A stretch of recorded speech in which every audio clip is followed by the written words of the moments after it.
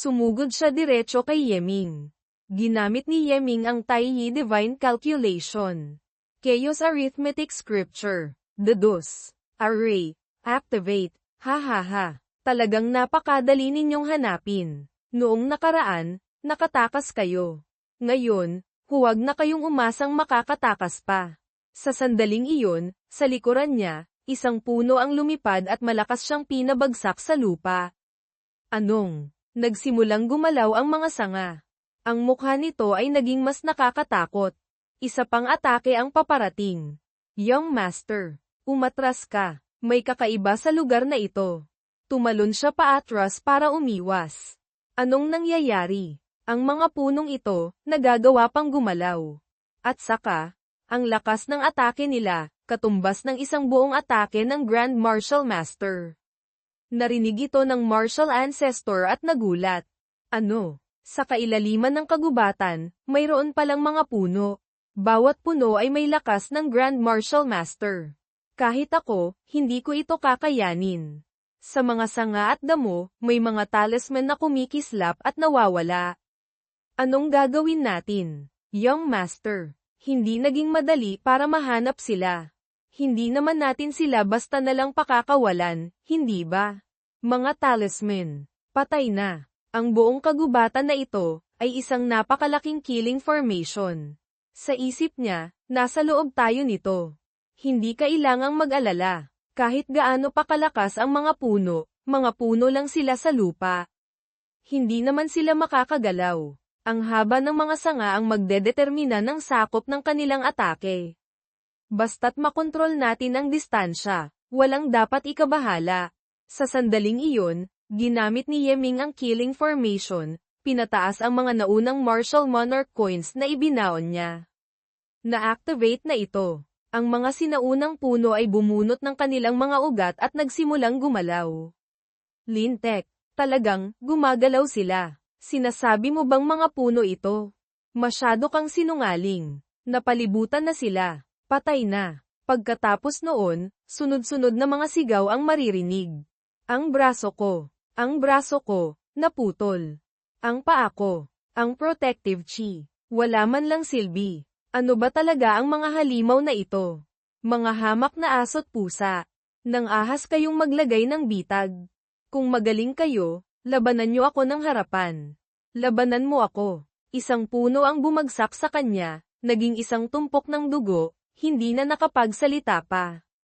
Lumipas ang panahon. Pagkalipas ng isang oras, ang mga punong ito, pagkatapos pumatay ng tao, hinigop pa lahat ng dugo mula sa katawan. Kahit damit at martial tools, hindi pinalagpas. Diyos ko, napaka-abnormal ng array formation na ito. Kahit ako, hindi ko inaasahan na magkakaroon ito ng ganitong lakas. Kung ibang tao na hindi maalam sa array formation ang napunta rito, natatakot akong hindi nila malalaman kung bakit sila namatay. Junior Brother Ye, bilisan natin, umalis na tayo sa gubat na ito. Nakakatakot talaga dito. At saka, dahil ito ay isang maliit na mundo, tiyak na maraming kayamanan. Maglibot tayo para tingnan. Hindi ba't mga kayamanan lang naman iyon? Anong malaking bagay doon? Beiming, gamitin mo ang iyong Martial Dao Divine Soul. Bigyan mo siya ng kaunting kaalaman. Sa isip ni Miruyu, bihirang makita si Beiming na seryosong naghahanap ng ganito. Tama nga naman, ang lugar na ito, sa huli, ay nilikha ng isang martial god. Kahit si Beiming, natatakot akong mahihirapan din siyang harapin ito. Naiintindihan ko na. Kaya pala, gusto lang pala ni Master na manligaw. Naiintindihan mo ang ano. Sa isip ni Beiming, hindi ba't gusto lang ni Master na mag-score? Sagot ni Yeming, hindi ba't kalokohan iyan? Mayroon na akong si Lan Nhi bilang kapareha. Paanong may isip ko pa ang ibang babae? Hindi naman lahat ng babae ay tulad ni Sulan na may flawless sacred body. Ang bloodline ng Heaven Fox ng babaeng ito ay napaka-espesyal din. Si Master naman, hindi nagbibigay pansin. Talagang, walang kabusugan sa kasakiman. May problema ba sa pangunawa mo? Gusto ko lang namang subukan ng kaunti ang iyong kakayahang maghanap ng kayamanan. Bakit napunta na naman sa ganitong usapan? Kung hindi interesado si Master sa kanya, kung gayon, gawin na lang siyang tagapaglingkod na kasama. Sayang lang. Ano ba talaga ang mga kung ano-anong natutunan mo mula sa mga alaala ng matandang Maniokis na si Ji Tianpeng? Sa susunod, huwag ka nang magsasalita ng kung ano-ano pa. Lalo na sa harap ni Lan Nhi. Malinaw namang, para sa pagpapatuloy ng lahi, ang physique at bloodline ay parehong malakas at maganda. Si Master, talagang kakaiba. Junior brother Ye, anong ginagawa mo? Haha, wala lang. Tara na. Sa sumunod na panahon, gamit ang kakayahan ni Beiming, walang takot na ginalugad ni Yeming ang maliit na mundo. Nakakita si Yeming ng prutas. Master, ang nakasabit sa puno ay talisman peach. Pagkatapos kainin, may uukit ang talisman markings sa mga buto. Ang paraang ito ng pagpapalakas ng katawan, magandang bagay ito. Ito ang money shaking tree. Isang alog lang, may mga level 3 talisman coins na mahuhulog. Maaaring ipagpalit sa martial monarch coins. Ay, pasensya na. Masyado akong nag-react. Dahil sa ilang kadahilanan, ayokong ma-misunderstand ng iba, sana'y mapatawad ako ni Junior Brother. Kung talagang nahihirapan ang kalooban ni Junior Brother, maaari ko na lang tanggapin ang 3 talisman peaches. Sige. Malakas na sinuntok ni Yeming ang puno. Haha, ang money shaking tree, totoo pala talaga. Yumaman na ako. Yumaman na ako. Master, ito ang fire cloud grass. Maaaring palakasin ang fire attribute techniques. Maaari ring gamitin para mag-set up ng fire attribute killing formations. Lumipas ang panahon. Dumilim na. Nakakolekta na si Yeming ng maraming kayamanan. Ang biyaheng ito, talagang malaki ang ating nakuha. Senior sister, sino mang makakita ay may bahagi. Itong mga bagay na ito, hahatian kita ng kalahati. Hindi na sayang ang biyaheng ito. Paano naman iyon pwede? Kung hindi dahil sa tulong ni Junior Brother, namatay na ako. Paanong kukunin ko pa ang mga gamit mo? Ayos lang. Kunin mo na, sister. Saka, paglabas natin, kailangan ko pang hawakan ka ng 1 beses. Ituring mo na lang itong bayad sa iyo. Napasimangot si Miruyo nang marinig ito. Junior brother, ako, si Miruyo, ay hinding-hindi isang babaeng basta-basta na lang. Kung dahil sa pagtanaw ng utang na loob, ang munting babae ay handang isakripisyo ang dangal. Ngunit kung ito ay isang transaksyon, pakiusap, humanap ka ng iba. Senior sister. Nagkakamali kayo ng intindi. Hindi iyon ang ibig kong sabihin.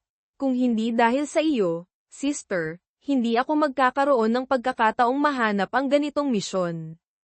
Lahat ng magagandang bagay ay napunta sa akin, talagang hindi ito tama. Tahimik siya, walang sinasabi. Hehe, junior brother. Tiyak na hindi mo alam ang halaga ng talisman peach na ito kaya madali mo lang ibinibigay. Napakamahal ng bagay na ito. TSK. Pampalakas lang naman ng katawan iyon.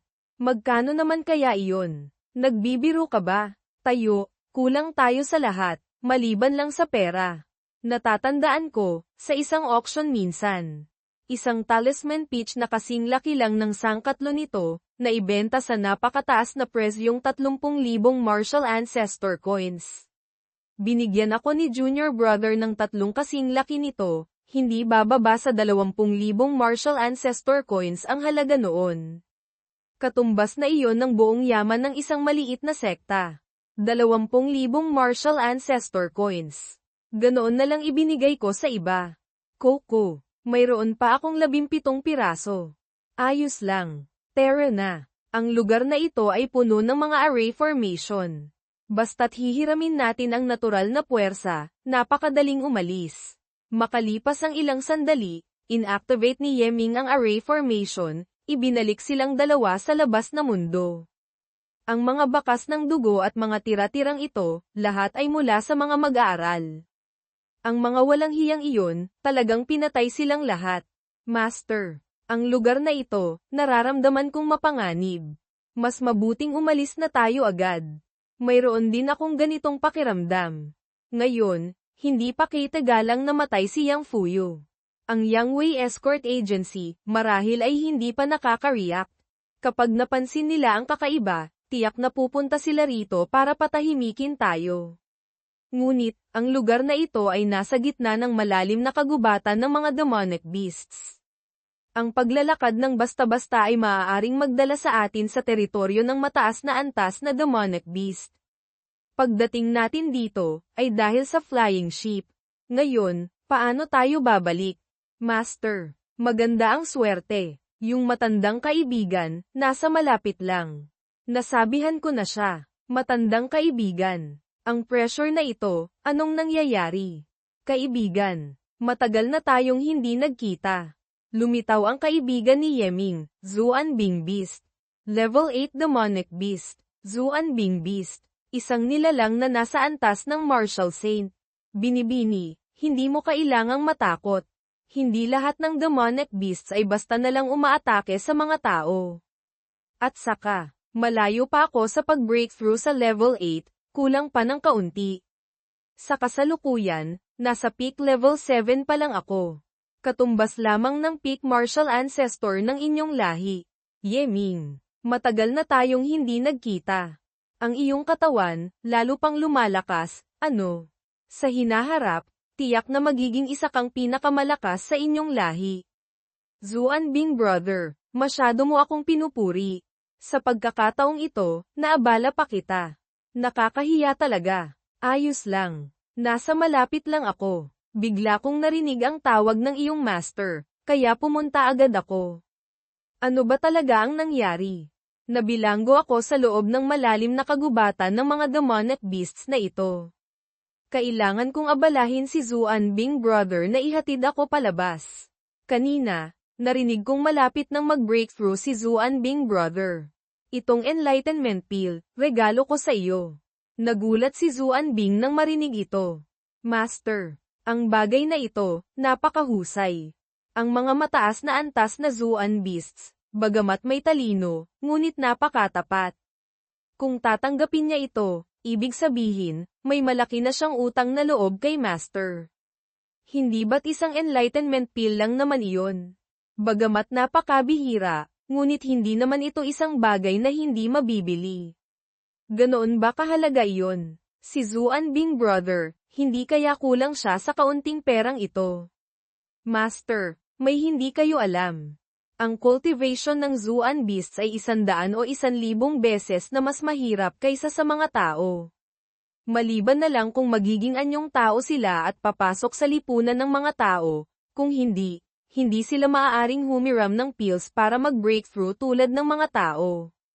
Isipin mo na lang, kung isang Zuanbing beast ang pupunta sa lugar ng mga tao para bumili ng pill, tiyak na pagtutulungan siyang patayin ng mga malalakas na tao. Agad sumugod ang Zuanbing beast papalapit kay Yeming. Yeming. Bagamat hindi ako tao, ngunit alam kong napakahalaga ng bagay na ito. Talaga bang ibibigay mo ito sa akin?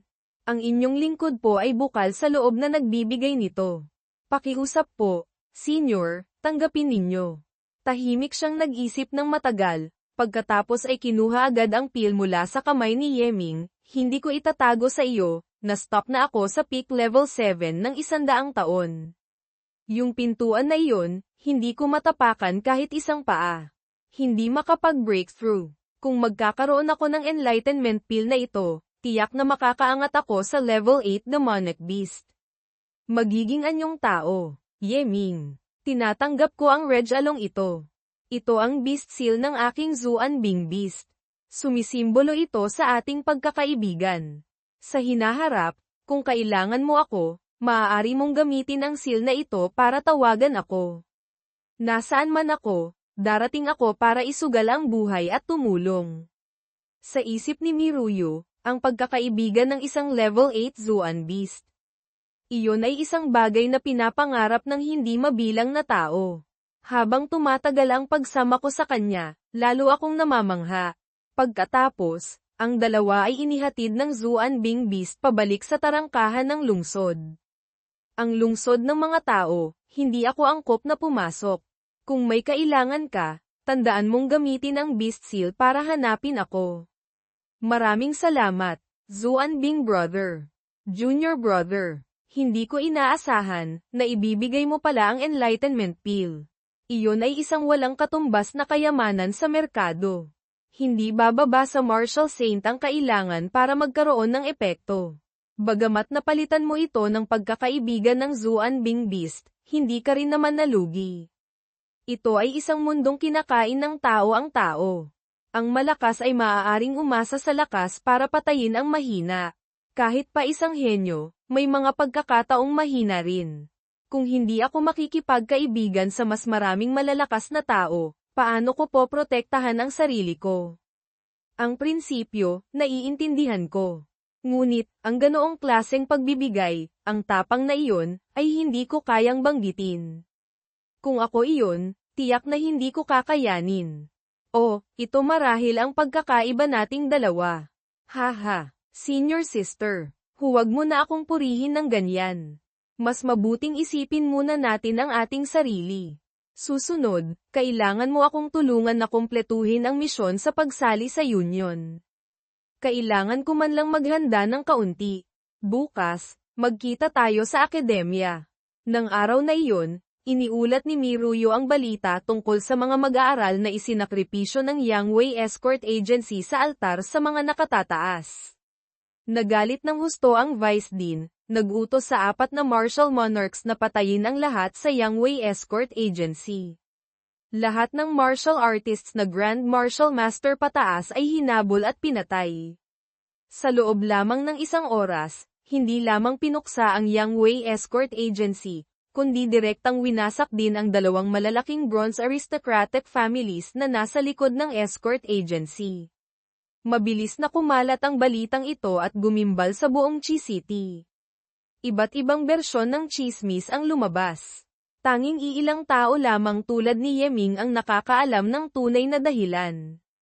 Alam nyo ba, ang Yangwei Escort Agency, pinuksa ng ating Vice Dean. Narinig ko. Dahil daw ang young master nila ay inagawan ng asawa ang ating Vice Dean. Lintek, kahit bigyan mo pa siya ng lakas ng loob, hindi niya iyon gagawin. Malinaw na, dahil nakita niya dati ang Vice Dean na nakasuot ng damit pambabae. Kaya pinatahimik siya ng Vice Dean. Dean, may ganoon palang hilig. Ito, mahabang kwento. Narinig ko lang din sa iba. Boss. Sa wakas, bumalik na rin kayo. Mabilis na lumuhad si Zhang Heng, nakapag-breakthrough na ako. Sa wakas, nakapag-breakthrough na ako. Ha. Sa wakas, nasira ko na ang limitasyon ng corpse vein. Naging martial master na ako. Lahat, salamat kay boss. HMPH. Ang prinsipyo, naiintindihan ko naman lahat. Ngunit, ang buhok mo, anong nangyari dyan? Muntik na kitang hindi makilala. Hindi ko rin alam kung anong nangyari. Noong nagbi-breakthrough ako, sa loob ng corpse vein, biglang may lumabas na malamig na chi. Pagkatapos, naging ganito na.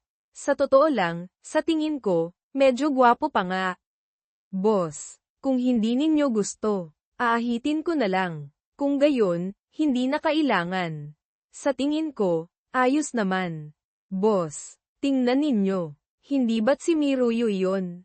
Ang misyon ninyo sa pagsali sa union, kumusta na?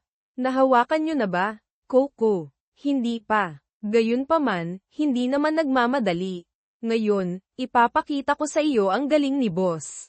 Sa sandaling iyon, nagkakagulo at nag-uusap ang mga tao. Tingnan ninyo. Hindi ba't iyon ang Purple Cloud Beauty?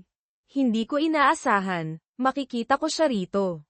Anong gagawin natin? Kailangan ba nating lapitan para makipag-usap? Sa tingin ko, pwede. Narinig kong napakadali niyang kausap. TSK. Tingnan ninyo ang hubog ng katawan na iyon. Payat kung dapat payat, mataba kung dapat mataba. Kung may magagawa ako sa kanya, langit na. Kung mangangahas ka talagang gumawa, kung masaya ka o hindi, mamaya na iyon. Ang mga nanliligaw sa kanya, uunahin ka nilang patayin. Pinsan, mahal kong pinsan. Sa wakas, nahanap din kita. Sa isip ni Yeming, pwedeng simulan na ang misyon. Teka, huwag mong sabihin ngayon. Hindi pa ako handa sa isip. Mabilis na niyakap ni Yeming si Miruyo at sumigaw.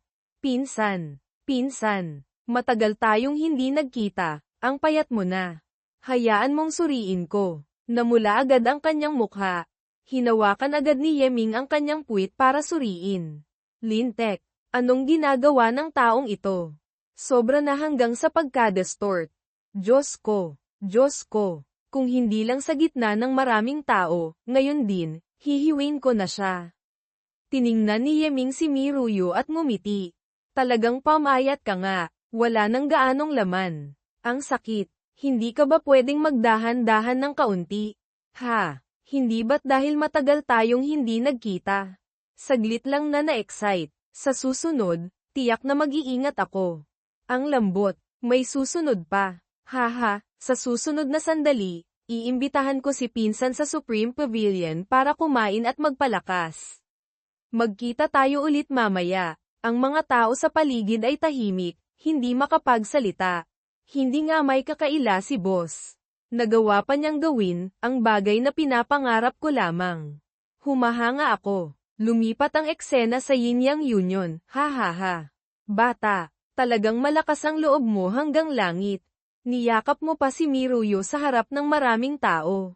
Hindi masama, magaling ang ginawa mo. Sa tono mo, parang noong una, hindi mo inaasahan na makukumpleto ko ang misyon.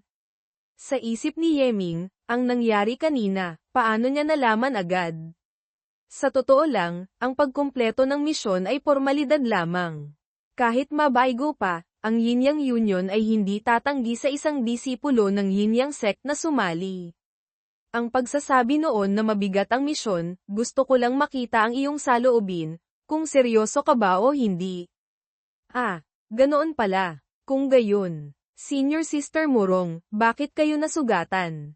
Noong pumunta ka sa Divine Martial Hall para hanapin si Miruyo at gawin ang misyon, kami ni Sister ay pumayag na sa iyong pagsali. Itinuring ka na naming miyembro ng Yin-Yang Union. Lumipat ang eksena sa Black Dragon Gang. Maririnig ang mga sigawan. Ang mga miyembro ng Black Dragon Gang ay nagliliparan. Nang makita ito, may agad na lumitaw. Sino ang nangangahas na manggulo sa teritoryo ng aking Black Dragon Gang? Alam nyo bang lahat kami ay miyembro ng Black Dragon Sect? Ang manggahas na kumilos laban sa amin, naghahanap ng kamatayan. Hoy, teka, Yin-Yang Union. Union Leader Morongzu. Vice Union Leader, Jade Beauty Yu Chen. Gamit lamang ang mga aso't pusa ninyo, nangangahas pa kayong magsalita. Sabihin ko sa inyo, mula ngayon, si Yeming, ako ang poprotekta. Hindi sang-ayon. Tawagin ninyo ang inyong union leader para sa isang-isahang laban. Pabalik sa Yin-Yang Union, sa huli, si Senior Sister at ang union leader ng Black Dragon Gang ay naglaban ng isang beses, at bahagyaring nasugatan. Maraming salamat, Senior Sister, sa pagprotekta. Ako ang nakadamay kay Senior Sister. Anong nakadamay? Lahat tayo ay mula sa Yin-Yang Union. Ang iyong bagay ay bagay din ng lahat. At saka, matagal ko nang gustong talunin ang taong iyon. Ang pakikipaglaban sa kanya, napakasaya rin. Ang sugat niya ay mas malala pa kaysa sa akin. Sa sandaling iyon, biglang may sumipa sa pinto at pumasok. Nagulat ang tatlo at napatingin sa kanya. Chen, hanggang kailan mo pa ako paghihintayin? Ngayon, kailangan mong sumagot. Gusto mo bang sumama sa akin pabalik sa Yin-Yang sect? Lumapit siya at hinawakan ang kwelyo ni Yu Chen, ang pasensya ko, may hangganan. Kung hindi nakialam ang aking ama, ang kahihinatnan, alam mo na. Sa sandaling iyon, may hamampes sa kanyang kamay. Chen Wan, talagang wala ka ng kahihiyan. Huwag kang magkalat ng ihi kung saan-saan. Gamit ang iyo, karapat-dapat ka ba kay Chen? Ito ang East Chi Academy. Hindi ang Yin-Yang sect. Maging mas mahinahon ka para sa akin. Nagalit siya at nagngalit ng ngipin. Morong Zhujiao, ito ay usapan ko. Hindi mo kailangang makialam. Ang bagay na ito, iligtas mo muna ang pamilya ni Chen Chen. Kung hindi mo magagawa, tumabi ka para sa akin. Senior sister, anong nangyayari? Ang nakababatang kapatid ni Chen Chen, lumabag sa mga alituntunin ng sekta. Ipinasok sa malaking bilangguan. Maaaring bitayin. Ang ama ni Chen Wan ay isang elder na may kapangyarihan. Kumilos siya para iligtas ang kapatid ni Chen Chen, sa kondisyon na si Chen Chen ay ipakakasal kay Chen Wan.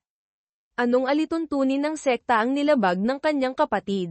Yung batang iyon, napakalakas ng loob. Ninakaw niya ang treasure-seeking mouse sa loob ng sekta. Pumunta sa Two Forms Heaven Dao Realm. Ang resulta, nawala niya ang treasure-seeking mouse. Yung treasure-seeking mouse na iyon, magaling sa paghahanap ng kayamanan. Ito ay walang katumbas na halaga. Kahit may pera ka, hindi mo ito mabibili. Paliwanag ni Beiming, Master. Ang tinatawag na Two Forms Heaven, ay isang teritoryo na sakop ng Yin-Yang sect sa labas ng Tianyuan Continent. Maraming maliliit na mundo. Bawat lugar ay maraming yaman. Maaaring magsilbing likod bahay ng malalaking sekta, palakasin ang kanilang puwersa. Kung dati, ang pagkawala ng gamit sa Two Forms Heaven ay hindi malaking problema. Ngunit 10 taon na ang nakalilipas, sa loob ng Two Forms Heaven, biglang lumitaw ang isang napakatakot na halimaw. At pinatay nito ang lahat ng disipulo sa loob. Yung halimaw na uod na iyon, may dala itong lakas ng martial god. At inangkin pa ang Two Forms Heaven bilang pugad. Napakahirap puksain. Mula noon, ang Two Forms Heaven ay naging isang napakapanganib na lugar. Halimaw na uod. Maaaring isa itong magandang bagay. Mababa ang talino, mas madaling kontrolin. Sa susunod na pagbalik ni Master sa Yin-Yang sect, tiyak na kailangang pumunta sa Two Forms Heaven. Maaari kong ituro kay Master ang insect controlling art. At maaaring makontrol ang pugad ng mga uod na iyon. Sige, susundin kita. HMPH. Yu Chen Chen. Yung batang iyon. Anong hiningi niya sa iyo? At anong relasyon ninyo? Hindi nakapagtatakang ayaw mong sumama sa akin pabalik. Kaya pala, mayroon ka ng ibang lalaki rito. Hinawakan ni Chen Wan ang balikat ni Yeming, gayunpaman, hindi ba may problema ang mata mo? Nagkagusto ka sa isang martial master. Maliban sa mukha niya, ano pang punto niya ang mas magaling kaysa sa akin?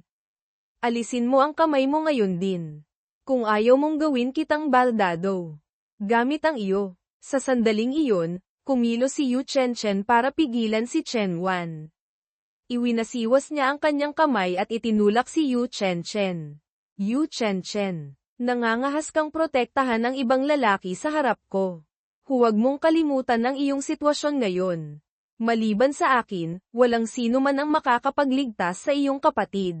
Ang bagay na ito, walang kinalaman sa kanya. Kahit protektahan ko pa siya, ano naman?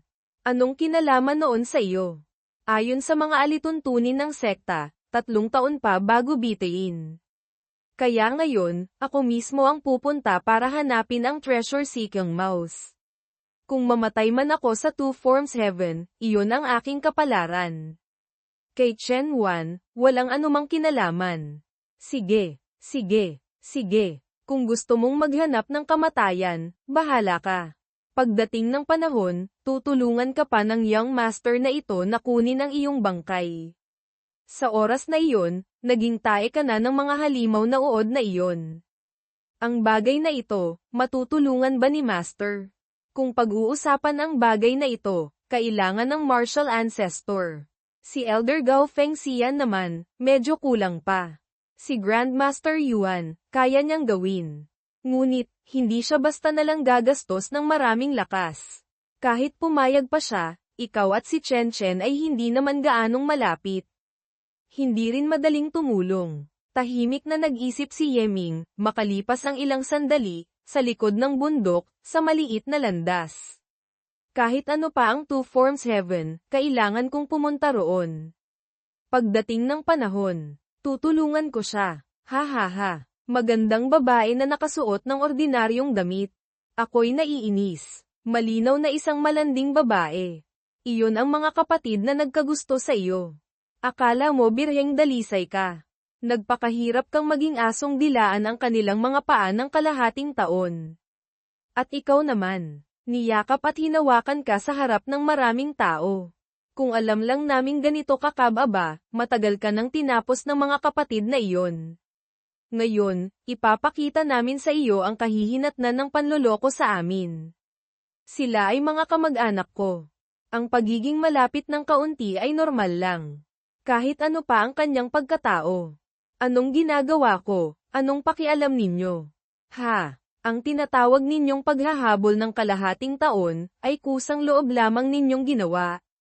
Mula simula hanggang katapusan, hindi ko kayo kailanman hinilingang gawin ang anuman. HMPH. Ikaw na malanding babae. Nangangahas ka pang magdahilan. Kahit pa sabihin nating, ang pagiging malapit mo sa iba ay ayos lang. Ngunit bakit, sa taong si Yeming pa? Iyon ang pinaka nakakainis. Dahil sa batang iyon, binugbog kami ng Yin-Yang Union ng isang beses. Ito, ay isang utang na. Babayaran mo gamit ang iyong katawan. Mukhang, kailangan ko nang magbayad at gumamit ng lihim na paraan para makatakas. Sa sandaling iyon, may humawak sa balikat ni Miruyu. Bigla siyang hinayla at nawala mula sa pagkakapalibot nila. Junior brother Ye, bakit ka narito? Nagkataon lang na dumaan. Anong nangyayari dito? Wawalang anuman. Si Yeming. Lintik. Dahil sa batang iyon, binugbog kami ni Morong Zhujiao ng isang beses. Pati si Miss Yu Chen, ang tindi rin niyang manakit. Ha? Gusto ninyo akong guluhin? Direktahin niyo sa akin. Bakit kailangang pahirapan pa ang isang binibini? Ang bagay na ito, paano ninyo gustong ayusin? Patayin. Senior brother. Huwag kang padalos-dalos. Kung talagang kikilos tayo laban sa kanya, hindi lang tayo ang mamamatay. Pati ang union leader ay mabubugbog na naman ng dalawang babaeng iyon. Tama ka. Ang lugar na ito ay napakalapit sa Yin-Yang Union. Hindi tayo maaaring kumilos. Nagalit siya at nagngalit ng ngipin. Suminghal ng isang beses. HMPH. Kung hindi lang dahil sa proteksyon ni Morong Zhujiao, isang martial master na tulad ko, ang pagpatay sa iyo ay kasing dali ng pagpitik ng daliri. Ipapakita ko sa iyo ang lakas ng Chizuang. Ang uri ng taong tulad mo, habang buhay natatayo lamang sa likod ng mga babae. Tara na. Hindi ko inaasahan, ang paggawa ng misyon para sumali sa grupo ay magdudulot ng ganitong gulo. Ako ang nakadamay sa iyo, sister. Nang pumayag si Chen na tumulong, inaasahan na niya ang kahihinatnan. Hindi kailangang intindihin ni Junior Brother. Tama, Junior Brother Ye. Noong araw na iyon, hindi ba't sinabi mong gusto mo akong imbitahan sa Supreme Pavilion? Hindi ko alam kung may oras ka ngayon. Makalipas ang ilang sandali, dinala ni Yeming si Miruyu sa Supreme Pavilion. Sa likuran, may mga taong patagang sumusunod. Lintek, pumunta na naman sa Supreme Pavilion para kumain. Hindi kaya, napakayaman ni Yeming. Sa tingin ko, ordinaryong tao lang din naman siya. Ang lugar na ito, pati tayong mga estudyante ay maaari ring kumain. Tingnan mo ang taong iyon, kasama si Miruyu, ang lapit nila. Gusto ko siyang harangin at bugbugin. Ngunit ngayon, wala nang pagkakataon. Tama ka. At saka, naimbestigahan ko na. Si Miruyu, wala naman talagang pinsan. Lintik, magandang babae na nakasuot ng ordinaryong damit, hindi kaya, talagang nahulog na sa bahay niya. Nagseselos ako. Ngayong araw, nagdulot ako ng gulo kay senior sister. Iinumin ko muna ang isang ito bilang paghingi ng tawad. Isang lagok, inubos ni Yeming, tawagin mo akong Xiaoyu. Sa totoo lang, hindi naman ako mas matanda sa iyo. Mas maaga lang akong sumali sa union ng kaunti. Sa isip ni Yeming, napakaganda. Hindi tama, hindi ito dapat isipin. Mas mabuting uminom pa ng kaunting alak para gumanda ang pakiramdam. Mayroon na akong sisulan. Hindi ako maaaring magkaroon ng ibang iniisip na babae. Sabi ni Beiming, walang kinalaman sa alak. Siya ay may katawan ng Heaven Fox. Sa mga lalaki, may malakas siyang pang-akit. Normal lang na magkaroon si Master ng ibang iniisip. Isang lagok din, inubos ni Miruyu, hehe.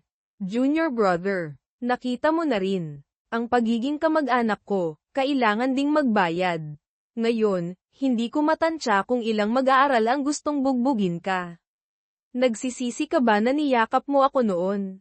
Hindi nagsisisi. Hindi nagsisisi. Hindi pa ako nagsisisi.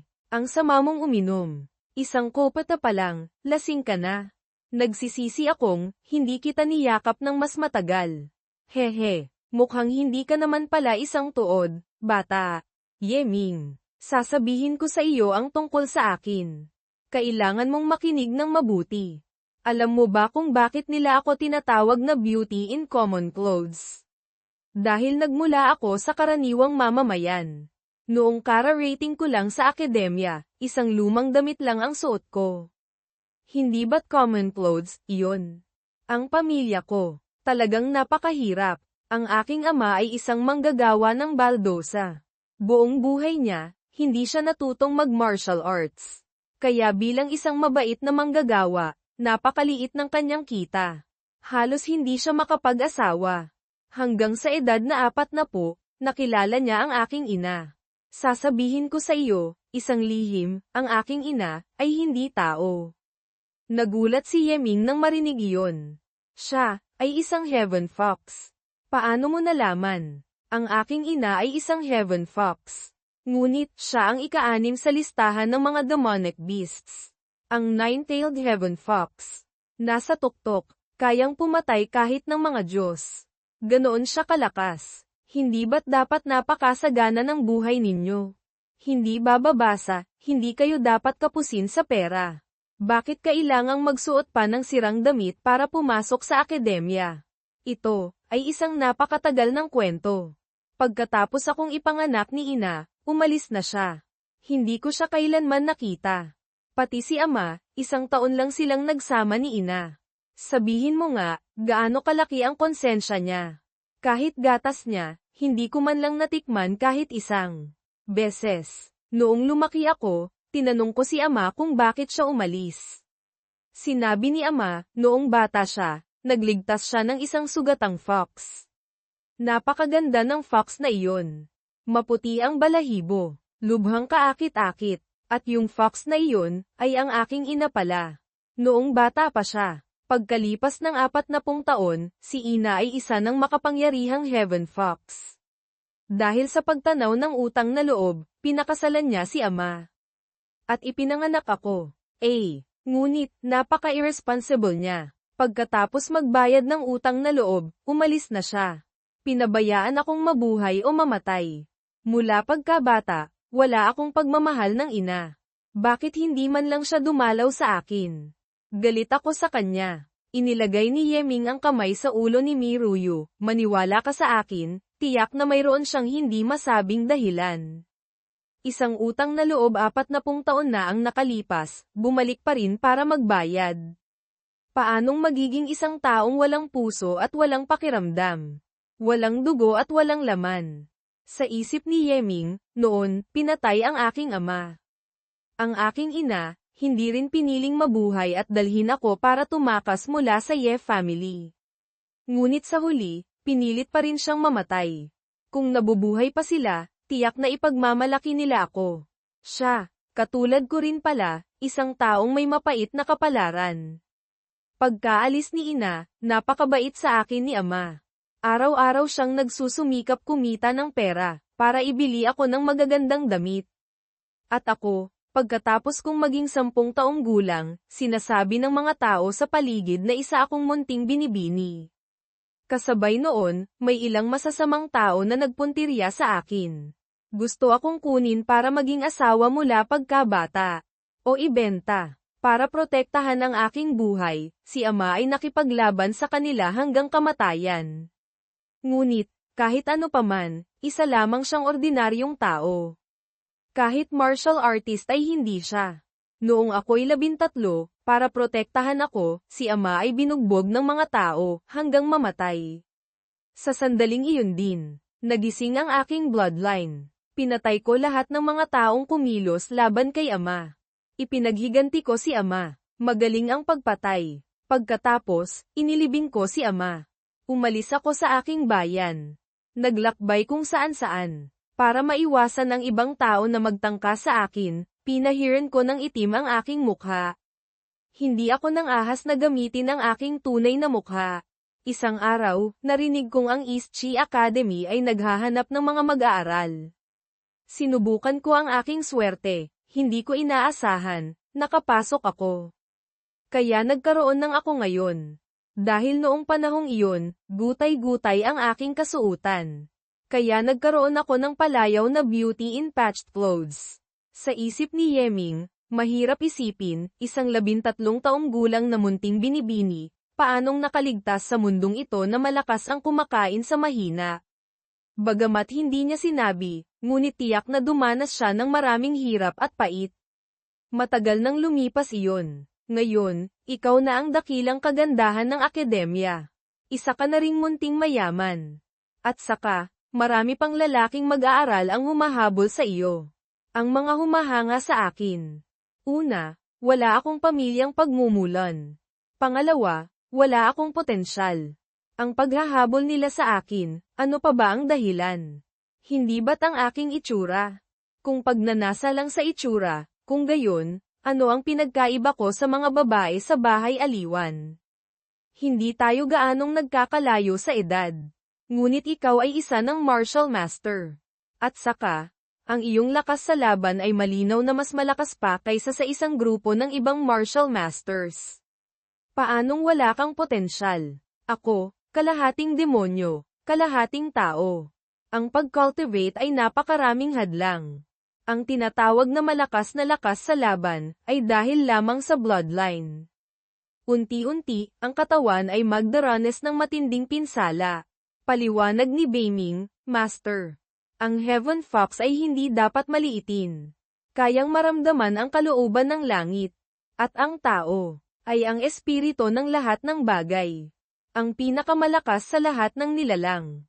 Ang anak ng dalawang uri ng nilalang na ito, marahil ay may pambihirang talento. Ang mabagal niyang pag-unlad, marahil ay dahil mali ang landas na kanyang tinatahak. Nakita ko ang daloy ng kanyang Yuan Chi, natuklasan kong lagi siyang nagkukultivate ng mga teknik ng mga tao. Tiyak na hindi ito tama, dahil ang kanyang bloodline ay iba sa karaniwan. Mas malapit sa mga meridian ng demonic beasts. Si Old Ancestor Tong Tian, mahilig mangolekta ng mga lihim tungkol sa katawan ng fox. Kabilang doon ang Yao Xian Jing, Demonic Immortal Scripture. Ito ay isinulat ng isang kalahating demonyo, kalahating tao. Kung pumapayag siyang tanggapin ang soul seal ni Master, maaaring ituro ito. O, kung pumapayag siyang mapang-asawa ni Master, pwede rin. Pareho lang. Maaari siyang magsilang ng pambihirang supling. Hinawakan ni Yeming ang kwelyo ni Beiming, ilang beses ko na bang sinabi. Mayroon na akong sisulan. Hindi ako maaaring humanap ng ibang kapareha. Master, sa hinaharap, tiyak na magiging isang dakilang martial Dao expert. Libu-libong mga anyo, paanong magiging sapat ang isang asawa? Noon, si Old Ancestor Tong Tian, malinaw na may reputasyon lamang, mayroon siyang 13 kerida. Hanggang 100. Tiyak na isang matandang Maniakis. Kailangang ipagpatuloy ni Master ang kanyang treasure robe.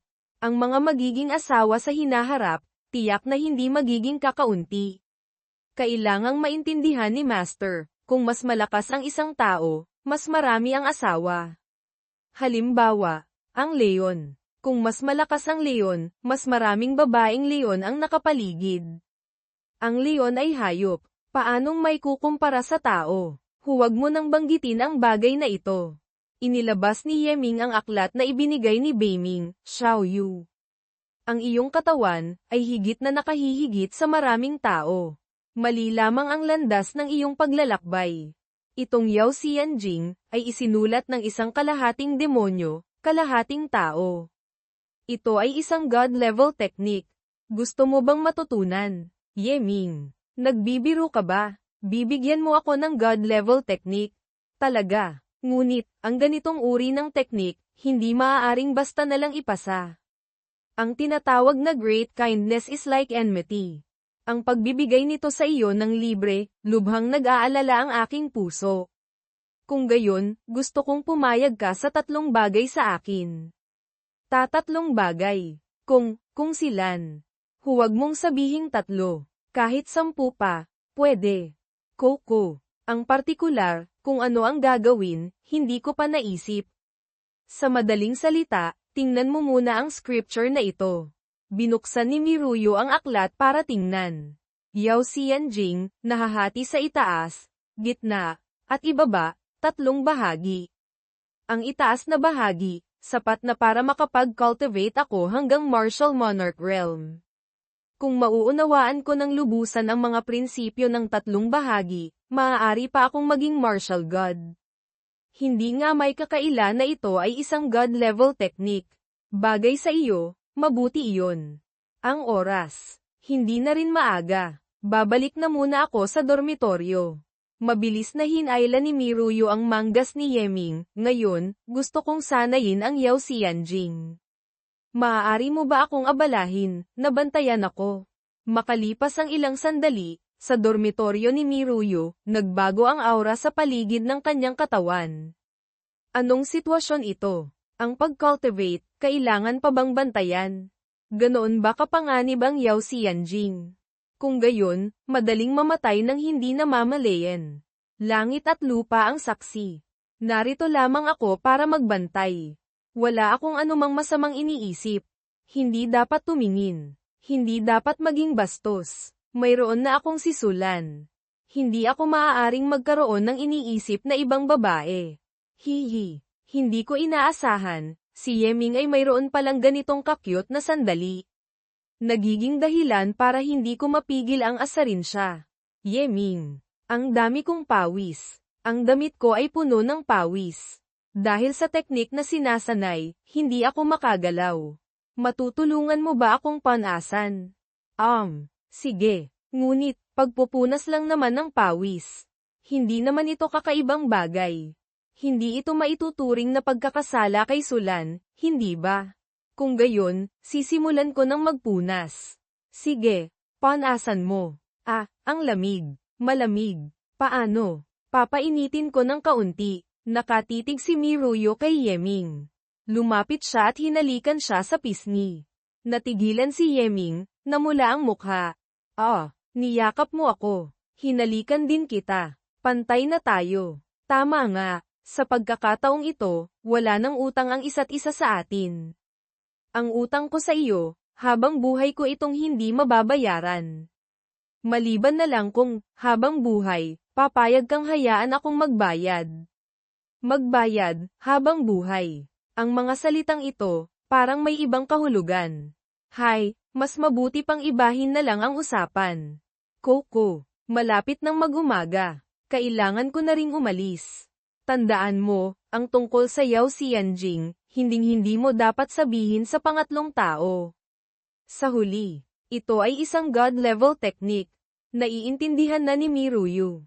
Huwag kang mag-alala. Ang bagay na ito, kasing halaga ng aking buhay. Tingnan ninyo, bakit may isang lalaki na lumalabas mula sa dormitoryo ni Miruyo? Diyos ko, hindi kaya, magkasama sila buong gabi. Huwag ka nang magsalita pa. Ang puso ko, masakit. Lintik. Ang Sui Beauty, may-ari na pala. Kung isang young master mula sa isang aristocratic family ang pinili, ayos pa sana. Bakit, isang kung sinong lalaki lang? Huwag niyo akong pigilan. Hayaan niyo akong bugbugin siya. Nakakainis. Kinabukasan, ang balitang si Yeming ay magdamag na nasa kwarto ni Miruyo ay kumalat na sa buong akademya, nagdulot ng malaking kaguluhan. Ang mga lalaking mag-aaral ay nagtipon-tipon, hinaranggan ang pinto, nagpahayag na bubugbugin si Yeming ng husto. Yeming, lumabas ka rito para kay Lolo. Ngayon, kapag hindi kita nabugbog, mahihirapan akong pakalmayan ang galit ko. Bilisan mo, lumabas ka rito para tanggapin ang iyong parusa. Si Yeming ay tamad na makipag-away sa kanila. Pagkatapos, humingi siya ng mahabang leave kay Liu Fei para pumunta sa Crimson Sun Heavenly Cave, na wala sa paningin ng maraming tao. Dalawa, halos 3 buwan ng hiwalay. Bakit hindi pa dumarating si Lan Nhi? Hindi kaya, masyadong abala kaya hindi makatakas. Hay, pansamantala, hindi ko na muna iisipin ng marami. Gamit ang kanyang lakas, tiyak na hindi siya mapapahamak. Master, sa loob ng talisman pitch na ito, mayroong kumikislap na enerhiya ng talisman. Kung lulunukin, sa mga buto at kalamnan, magkakaroon ng mga bakas ng talisman. Mapapalakas ang katawan. Sige, magsisimula na ako ngayon din. Sa sandaling iyon, sa likuran ni Yeming, isang liwanag ang lumitaw. Isang anino ang dahan-daang lumabas. Si Sulan. Tahimik siyang nasa likuran, pinagmamasdan si Yeming. Maraming uri ng talisman sa loob ng talisman pitch. Mayroong Divine Power Talisman, Wisdom Talisman, Violent Power Talisman, Divine Speed Talisman. Ang mga talisman na ito, maaari kayang pagpatong-patungin. Mayroon kayang pinakamataas na limitasyon sa pagtanggap. Sa pagitan ng magkakaibang talisman, magkakaroon kaya ng epekto ng pagtanggi sa isa't isa. Hindi dapat. Ang talisman pitch, ang mahalagang bagay na ito, sa prinsipyo, mas marami kang kainin, mas mabuti. Ang kahinaan lamang, ay kung hindi mo naiintindihan ang Tao of Markings, magdudulot ito ng malaking pag-aaksaya. Noon, sa kaban ng yaman ng Yan Country, nakahanap ako ng isang aklat ng Markings Heaven. Nang pag-aralan ko ang Chaos Arithmetic Scripture, isinabay ko na ring pag-aralan ang Markings Heaven. Hindi ko inaasahan, magagamit pala ito rito. Ngayon, magsisimula na ako. Sa paligid ni Yeming, lumitaw ang iba't ibang kulay. Chaos Arithmetic Scripture, Markings Heaven. Kaliwang braso, Divine Power. Kanang braso, Violent Power. Dalawang hita, Divine Speed. Dibdib, Wisdom Talisman. Seal. Pagkalipas ng 12 oras, ang lakas, tumaas ng 50,000 jin. Ang bilis, tumaas ng 3 beses. Ngunit, ang pinakamalaking nakuha, ay ang pagtaas din ng talino. Dati, ang Taiyi Divine Calculation ko, nasanay ko lamang hanggang minor achievement, mahirap nang umangat pa. Ngayon, sa wakas, mayroon ng kaunting palatandaan ng pag-breakthrough. Sa sandaling iyon, nagsalita si Sulan, hehe. Binabati kita. Binabati kita. Si Mingge, palakas ng palakas. Nagulat si Yeming at lumingon. Lan Nhi. Kailan ka pa dumating? Paliwanag ni Beiming, si Master ay masyadong nakatuon sa cultivation kaya hindi niya alam. Sa totoo lang, noong nagsimula pa lang siyang kumain ng talisman pitch, dumating na siya. Sa totoo lang, gusto nang sabihin ni Beiming kay Master. Ngunit, mukhang nag-aalala siyang maistorbo si Master sa cultivation kaya hindi niya sinabi. Kaya naghintay siya roon ng 1 araw at 1 gabi. Napakahirap para sa iyo. Pinaghintay kita ng ganoon katagal. Ano naman ang mahirap doon? Basta't nakikita kita, masaya na ako. Oo nga pala. Bakit ka nahuli ng ganito? Hindi ba't nag-usap tayo, na bawat katapusan ng buwan ay magkikita tayo sa Heavenly Cave ng 1 beses? Pagkapasok ko sa Zuantian Holy Land, hindi nagtagal, isang elder ang tumanggap sa akin bilang direct disciple. Nitong mga panahong ito, sinusuri nila ang aking bloodline. Mukhang, anong, Divine Phoenix Bloodline. Paliwanag ni Beiming, Master. Sa mundo, ang Divine Phoenix Bloodline ay nasa 7th ranggo. At saka, ang numero 1, ay ang Chaos Bloodline. Hanggang ngayon, hindi pa ito lumilitaw. Ang Flawless Sacred Body, kasama pa ang Divine Phoenix Bloodline. Ang talento ni Lan Nhi, talagang nakakatakot. Ang ganitong kasyusing pagsusuri, ang iyong Flawless Sacred Body, natatakot akong hindi may tago. Ayos lang. Ang aking master, sa Zuantian Holy Land, mayroon din siyang posisyon at reputasyon. Napakabuti rin niya. Si Senior Gao Fengxian, patago ring nagsabi sa akin, sinabing hindi rin siya masama.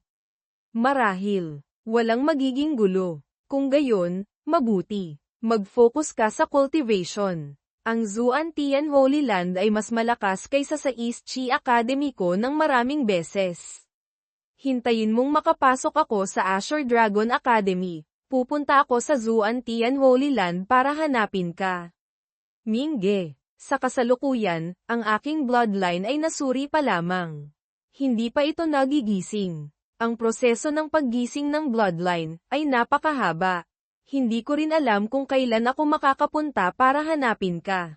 Ang kailangan natin ay isang mahabang hinaharap. Hindi isang maikling panahon tulad nito. Ang magkahiwalay ng ilang sandali, ano naman iyon? Oo nga pala, Mingge. Pagpunta ko rito, nagdala pa ako ng isang magandang bagay para sa iyo. Ito ay isa sa mga mountain suppressing techniques ng Zuantian Holy Land Zuantian White Emperor Sword. Zuantian White Emperor Sword. Ang sword technique na ito, umiiral pa pala sa mundo. Hindi ba't winasak na ito ng 5 Elements Divine Dynasty? Napakagaling ba ng sword technique na ito? Siyempre. Ang 5 Elements Divine Dynasty noon, ginamit ang 5 Elements Sword Cannon bilang pundasyon. Ang Zuantian White Emperor Sword ay isa lamang sa mga sword techniques ng 5 Elements Sword Cannon. Sa mga talaan, mayroon pang 4 na set ng sword techniques. Sila ay sina, Yu Tian Black Emperor Sword, Yang Tian Red Emperor Sword, Kang Tian Green Emperor Sword, Diao Tian Yellow Emperor Sword. Ang 5 Elements Divine Dynasty, pagkatapos bumagsak at mawasak, ang 5 Elements Sword Cannon ay nahati sa 5. Sa kaguluhan ng digmaan, nawala na ng walang bakas. Ayon sa alamat, kung may taong makakapag-master ng lahat ng 5 Emperor Swords sa loob ng 5 Elements Sword Cannon, maaaring niyang muling itayo ang lakas ng 5 Elements Divine Dynasty. Lan Nhi. Ibinigay mo sa akin ang ganito kaalagang bagay, hindi ka ba natatakot na maparusahan ng Zuantian Holy Land? Ang sa iyo, ito ay isang Robung's copy lamang. Ayos lang. At saka, ang set ng sword technique na ito. 3,000 taon na, wala pang nakakapag-master nito. Kahit ma-master mo pa ito, marahil ay hindi nila ito makikilala. Ang orihinal na sword technique, sa Zuantian Holy Land, pinakamataas na ay may simbolikong kahulugan lamang. 3,000 taon, wala pang nakakapag-master.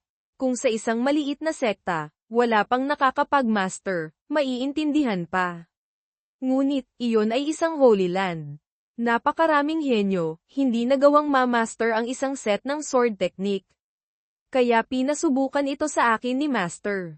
Binigyan din ako ng pagkakataong ibigay ito sa iyo. Ako mismo, sinubukan ko na rin.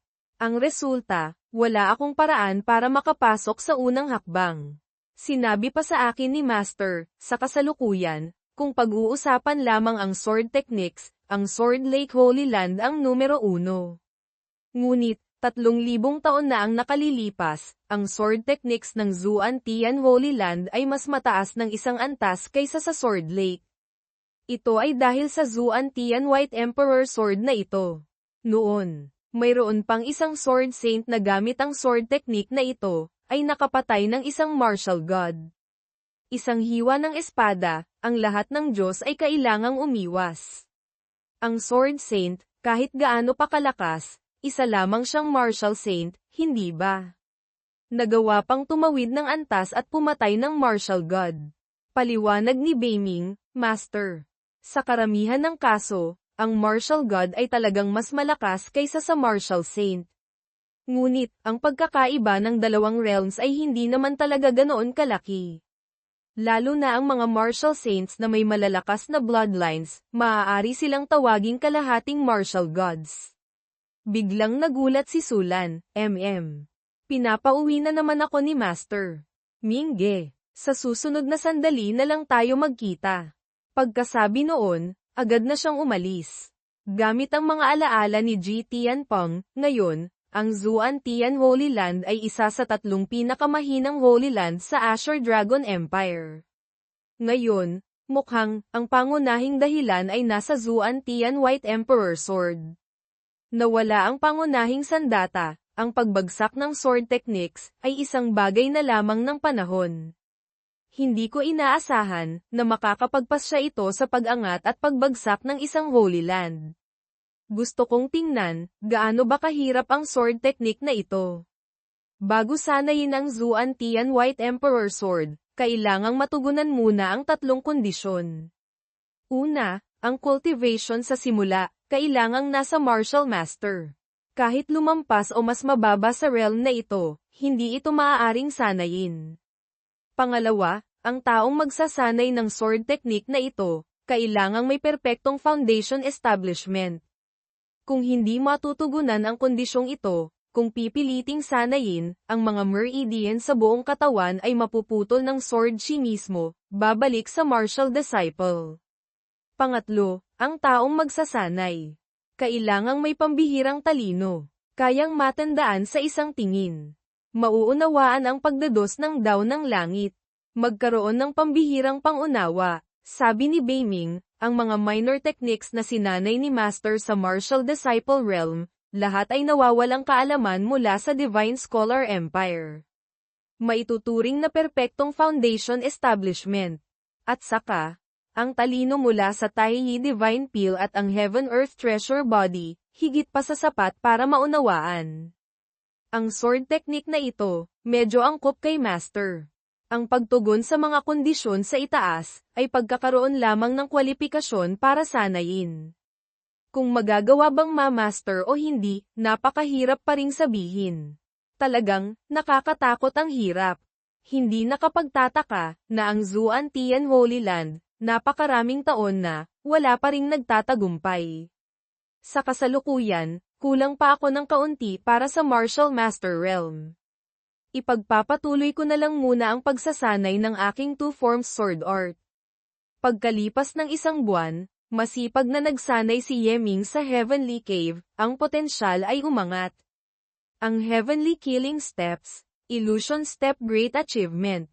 Sa kabaligtaran, ang pag-angat ng realm, ay hindi malaki. Master, huwag ka munang magmadali sa pag-angat ng realm. Kung gustong sanayin ang Zuan-Tian White Emperor Sword, mas mahalaga ang pundasyon. Pagkalipas ng 1 buwan, bumalik si Yeming sa East Chi Academy, dahil sa kanyang pagkawala, ang usapin tungkol sa kanyang pagdamag sa silid ni Miruyu, bagamat napakaingay noon, ngunit humupa na rin. Bagamat ngayon, ang Illusion Step ay may malaking tagumpay na, ngunit ang 2 forms sword art, mahirap nang umangat pa. Unang subok pa lang. Kung kahit ito, ay hindi ko makita ng malinaw, ano pa kaya ang masasabi tungkol sa Zuan-Tian White Emperor Sword? Ang sword techniques, mas binibigyang diin ang pangunawa sa tunay na laban. Hindi kailangang magmadali si Master Yeming. Sa wakas, naglakas loob ka ng magpakita. Sister Faye, anong nangyari? Tinanong mo pa ako. Bukas na ang laban ng mga first-year students sa akademya. Tapos ikaw, nag-leave ka ng 1 buwan. Gusto mo pa bang pumasok sa elite class? Syempre gusto ko. Hindi ba't kailangan lang makapasok sa top 10? Inaamin ko, talagang mayroon kang pambihirang potensyal. Ngunit ang ibang mga mag-aaral, hindi rin naman sila putik. Sinabi na nating, karangalan at kahihiyan ay magkasama. Kung ganito, kailangan ko nang mamatay sa gutom kasama ka. Kaya pala, natatakot kang hindi ko sila matatalo. Makalipas ang ilang sandali, sa Library Pavilion, dinala ni Liu Fei si Yeming para makilala ang tagapamahala ng Library Pavilion. Hindi ba't si Fei, ang batang babae? Bakit nagkaroon ka ng libreng oras para bisitahin ang matandang ito? Third Grandpa, alam nyo naman, kamakailan, naging pribadong instructor ako ng isang mag-aaral. Siya nga po iyon. Itong batang ito, nitong mga araw na ito, hindi ko alam kung saan naglalaro. Wala man lang akong pagkakataong turuan siya ng kahit ano. Ngayon, malapit na ang laban, wala akong magawa kundi humanap ng tulong sa inyo. Itong batang ito, medyo pamilyar ang mukha. Parang, yung batang walang galang na nahuli sa pag-uulat ilang araw na ang nakalipas. Hindi ko inaasahan, na siya pala ay nasa ilalim mo. Siya pala, ang matandang nagbabantay sa tarangkahan. Kaya pala, ang library pavilion ay siya pala ang namamahala. Kaya pala magkakilala kayo. Kung gayon, mas madali na. Third Grandpa, tulungan niyo po ako. Hindi naman ako instructor. Isa lamang akong matandang nagbabantay ng pinto. Paano kita matutulungan? Magbubulag-bulagan lang po kayo. Hayaan niyo siyang pumasok sa library pavilion. Pumili ng angkop na martial technique. Iyon lang po. Pakiusap po. Third Grandpa. Pwede po ba? Dahan-dahan lang sa pag-alog. Ang braso ko, malapit mo nang mabali. Dahil sa iyo, Faye, ang batang babae. Sige, pumili ka na. Tandaan mo, dahan-dahan lang sa pagpili. Huwag mong hayaang makita ka ng iba. Ang mga first-year students, wala silang karapatang pumasok dito. Sa loob, naroon ang iba't ibang mahahalagang aklat ng akademya na nakolekta sa loob ng maraming taon. Kailangang pumili ng maayos. Third Grandpa. Kahit makapili pa siya ng pinakamagaling na martial technique, sa ganoon kaikling panahon, napakahirap din itong ma-master. Gusto ko pa rin siyang dalhin sa isang biyahe sa Legendary Stone Secret Realm. Legendary Stone Secret Realm. Gusto mong makipaglaban siya sa top 50 geniuses ng akademya. May karapatan ba siya? Alam kong hindi niya kayang labanan ang mga abnormal na henyo na iyon. Hindi rin ako umaasa na mapapabilang siya sa kanila. Ngunit, kahit matalo pa siya, ano naman? Ang pakikipaglaban sa mga henyo na iyon, ay isang napakahalagang karanasan. Malaki ang maitutulong nito sa kanya. Pakiusap po, Grandpa, payagan ninyo.